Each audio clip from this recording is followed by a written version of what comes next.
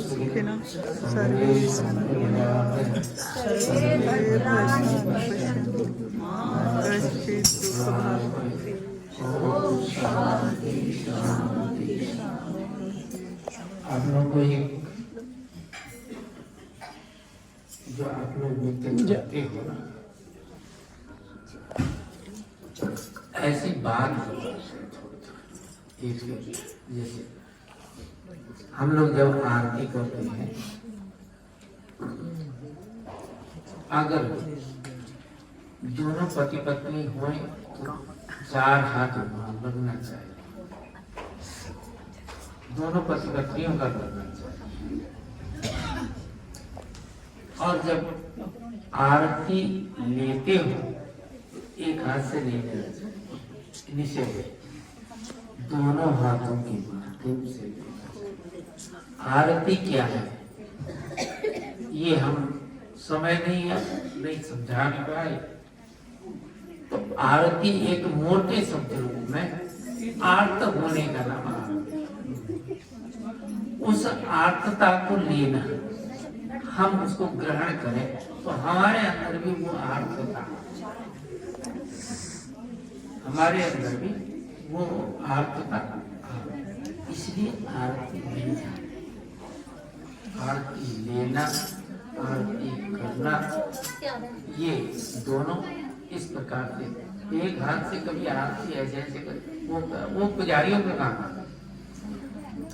पुजारी जो मंदिर में, क्योंकि एक हाथ में घंटी होती है और एक हाथ में आरती होती है। तो घंटी क्या है?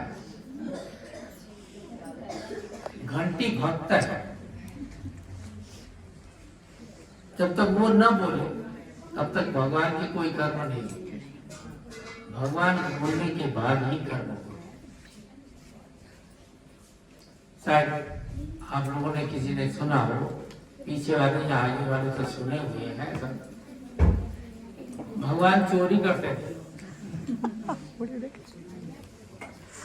चोरी से तंग आकर के एक गोपियों ने क्या काम किया, ऊपर छीके में रखे, आग की तरफ फ्रिज तो थे नहीं भाई, और छीकों में रख के ऊपर छीके बना करके उसमें दूध, दही, माखन इत्यादि सब छीकों में रखते थे ऊपर। एक दूसरी बात क्या है कि बिल्ली भी ना पहुंचे, नहीं तो बिल्ली भी जैसी के करती। आज की तरह कोई फ्रिज नहीं थे और आज की तरह कोई अलमारियां नहीं थी जालीदार, जिनको जाली लगा के उसको बंद किया जाए। तो गोपियां तंग आ गए, भगवान जो है ना चोरी कर करके उनके घर से, सबके घर से। हालांकि देखो, इच्छा अंदर से तो ये होती थी भावना कि कृष्ण आए, हमारे माखन चुराए और चुरा करके खाए। अंदर से ये भावनाएं होती थी, लेकिन बाहर से दिखावा होता है। बाहर से दिखावा करते हैं कि हमको परेशान कर रहा है। उल्हाने के लिए माता यशोदा के पास में जाते हैं कि तेरे लाला ने ये किया, तेरे लाला ने ऐसा किया, तेरे लाला ने हमारी मटकी फोड़ दिया, दही छीन लिया, माखन छीन लिया, दूध छीन। क्योंकि भगवान ने छीना झपटी क्यों शुरू किया? क्योंकि ब्रजवासियों को बेचारे को दूध, दही, घी इत्यादि सब कंस को कर के रूप में देना पड़ता था और बेचारे खाने के लिए तो मिलते नहीं थे। भगवान ने सोचा है हमारी घर का सामान बाहर जा रहा, घर का सामान घर में ही रहना चाहिए, घर में खाओ। इसलिए भगवान ने ये सब छीना चोरी करने शुरू कर दी, छीना चोरी शुरू कर दिया। तो हार करके वहां पर एक घंटी बांध दिया, चलो पकड़ में तो आते नहीं थे भगवान। अंधेरा हो तो उनके एक कंठ में मणि थी, और मणि के माध्यम से पूरे घर में रोशनी होती थी, रोशनाई से सब दिखता था। घंटी टांग दिया एक ऊपर की, चलो और कुछ नहीं है तो घंटी टांग देंगे, जब कन्हैया आएगा और मक्खन खाना शुरू करेगा, चोरी करना शुरू करेगा तो बजेगी। ये सोच करके गोपियों ने ऊपर टांग दिया और आप चुपचाप, जैसे चोर पकड़ना हो तो छिप करके कर्म की जाती है। अगर चोर को, अगर उजागर को हो कि हम चोर पकड़ लेंगे, संभव नहीं है। चोर को यदि पकड़ना है तो छिप करके ही पकड़ा जा सकता है। तो गोपियां छिप गई बेचारी एक किनारे पर। भगवान आए ग्वाल वालों को लेकर के, खाली ग्वाल वाल नहीं आया, बंदर भी आए साथ। अब भगवान जो आए आकर के देखते, ऊपर देखते, ओह लिख, भगवान को चतुरानन कहा जाता है।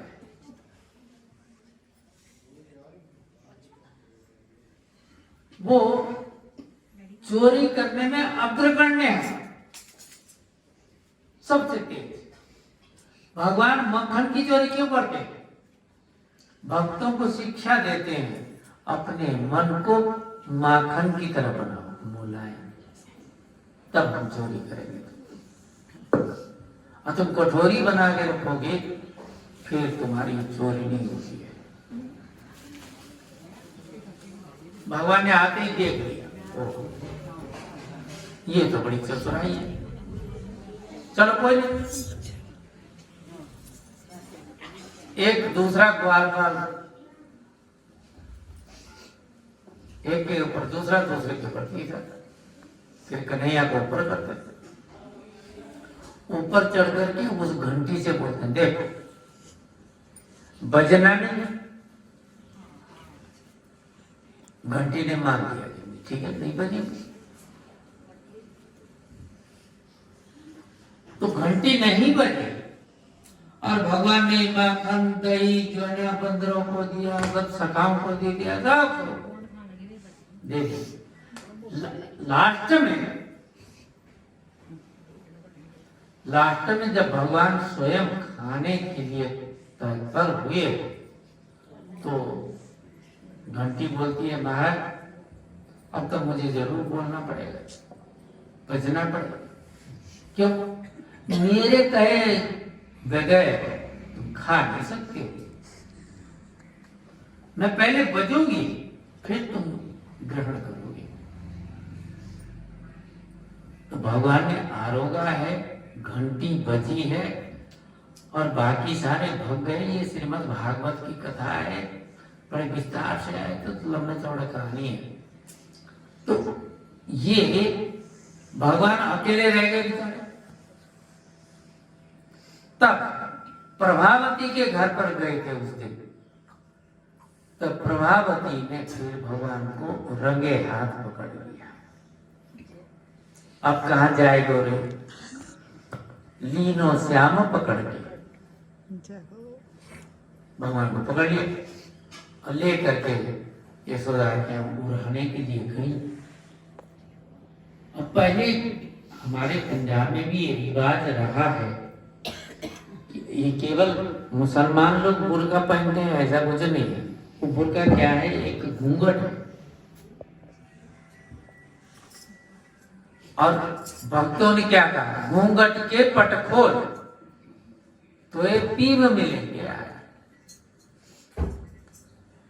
ये घूंघट है। पहले हमारे यहाँ परंपरा रही है, पंजाब में, बहुत राजस्थान में, बहुत जगह ये परंपरा रही है। क्यों? इसका कारण है, पहले मुसलमानों में ये रिवाज रही है, जहां खूबसूरत बिटिया देखे, माँ देखी और बस वो उठा करके ले जाते हैं। मुसलमान लोग भी अपने जनानियों को बुर्का पहनाने का मूल कारण ये है कि दृष्टि बिगड़ते ही काम बिगड़ना शुरू होता है। दृष्टि को सुधार लो तो जीवन भी सुधरेगा और दुनिया भी सुधरेगी तुम्हारे लिए। दूसरे के कहो दूसरे को सुधार कर लेंगे ऐसा नहीं है। और जब यशोदा के पास में लेकर के गई, बड़ा लंबा चौड़ा घूंघट जान रखा था प्रभावती ने, तो भगवान ने पीछे क्या काम किया, अब उसके बेटे को बुलाया, क्योंकि बाल बालों के साथ में उसका बेटा भी था। तो बेटे को बुला करके अपना हाथ छुड़ा लिया और बेटे का हाथ पकड़ा लिया और अपने आप चतुर है जाकर के अपने यशोदा के यहाँ जाकर के अंदर जाकर छिप गए। और माँ को जरूर दिखाई पड़े कि हाँ पुराने आएंगे तो सही, माँ को अगर माँ देख लेगी तो पुराने अमान्य होंगे, माँ नहीं देखेगी तो पुराने मान्य होंगे। भगवान पहले जाकर के छिप गए, प्रभावती लेकर के गई और यशोदा को कहती ले यशोदा देख मैं तेरे बेटे को रंगे हाथ पकड़ करके लाया, माखन चोरी करता हुआ रंगे हाथ। तो उसका बेटा तो कोई घूंघट में तो था नहीं, हाथ घूंघट में थी। जब यशोदा ने देखा तो यशोदा कहती है अरे सखी ये जो मेरा बेटा लेके आई है कि तेरा बेटा लेके आया, देख तो। जब उसने अपना घूंघट उठा करके देखती है तो अपना बेटा, खूब गाली दिया उसको। हाँ ये कहां से आ गया, मैं तो कृष्ण को पकड़ के लाई थी।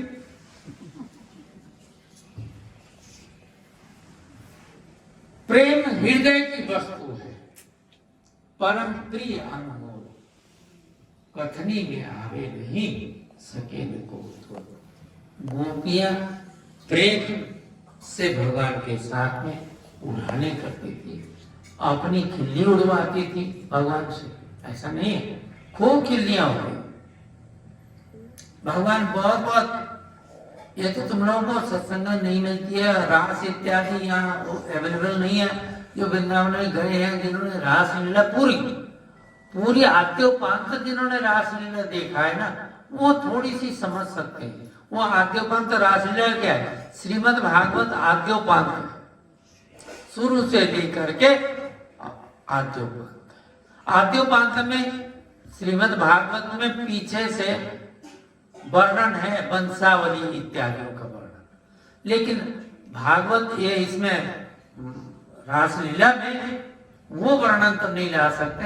लेकिन श्रीमद् भागवत के 10वें स्कंद से भगवान के जो चरित्र है उन चरित्रों को वो करके बतलाते हैं। उसमें सब चरित्र है, सुदामा चरित्र भी है और जितने भी चरित्र भगवान के थे, दुर्वासा ऋषि की चरित्र भी है। एक दिन सखिया ने सोचा कि चलो दुर्वासा को गुरु जी को भोजन कराया, हमारे कृष्ण के गुरु जी। वो रास्ते में यमुना जी पड़ती थी, तो वहां क्या कैसे जाए, कृष्ण से कहा हम कैसे जाए, हमारे लिए बताओ। तो बोले कि अखंड बार ब्रह्मचारी हुए हमारे कृष्ण, तो ये यमुना मैया तुम रास्ता दे। उन्होंने कहा रास्ता दे दिया, चली गई। वहां जाकर के 56 व्यंजन खिलाया ऋषि को, दुर्वासा ऋषि को, जो आजीवन खाली दूध का रस पीते थे, उनको 56 प्रकार के भोजन खिलाया। और खिलाने के बाद में कहते हैं गुरुजी अब हम जा रही हैं, बीच में यमुना जी है, हम कैसे जाएं उधर। तब वो कहते हैं यमुना मैया से कहना हे यमुने, अगर दुर्वासा ऋषि ने आजीवन दूध का रस पिया हो तो रास्ता दो, ऐसा बोल देना। तो वहां यमुना किनारे जाकर के उन्होंने प्रार्थना की यमुना से, तो रास्ता मिल गया। उस पार जाने के बाद में अकल आई थोड़ी सी, अरे देखो हम तो बिना अकल के चल रहे थे। उधर दुर्वासा ने 56 प्रकार के व्यंजन खा लिया, अब बोले मैं दूध का रस पीता हूँ आजीवन। और इधर 16,108 रानियां जिसमें रखा हुआ है वो कहता है मैं बाल बनता है। ये कैसे है? वो इसका कथन और ये समझाना किस प्रकार से भगवान ने, ये भगवान से ही गोपियों ने सुना है, वो बहुत लंबा प्रकरण है। मैंने मूल बात कहने का क्या है? प्रेम। ये जो आरती इत्यादि जो लेना है ना, ये आर्त माने वो प्रेम से गदगद हो जाना, रोमांचित हो जाना, पसीने आ जाना, इसको आर्त बोलते हैं। इसलिए आरती की जाती है। वो कोई ये दिखावा है ऐसा कुछ नहीं है।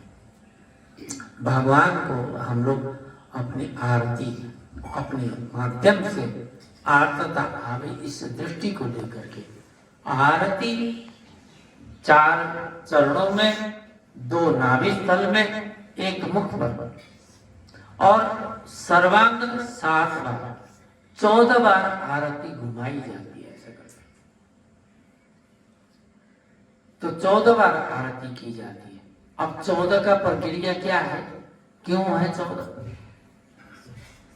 7 का पहाड़ा पड़ो तो 7 दूनी 14 होता है, 7 के 21 होता है। ये सब बढ़ते बढ़ते अंकों के माध्यम से भी कई लेखा जो कहा जाते हैं, इसलिए बहुत बातें हैं कहने। ये तो समय के अनुसार कहा सुना जाए तो अच्छा लगता है। आरती सेकने का मतलब यही है हमारे में वो आर्तता आवे, वो भाव हमारे अंदर उत्पन्न हुए, इस माध्यम को लेकर के हम लोग आरती करते और लेते हैं।